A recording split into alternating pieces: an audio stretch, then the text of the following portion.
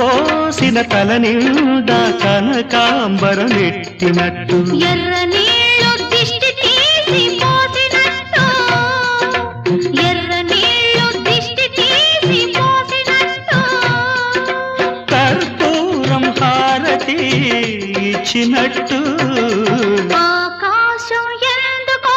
పచ్చబడ్డది ఆ నడుమ బొట్టేమో ఎర్రబడ్డది వీచే గాలుల తాకిడి సాగే గువ్వల అలజడి రమ్మని పిలిచే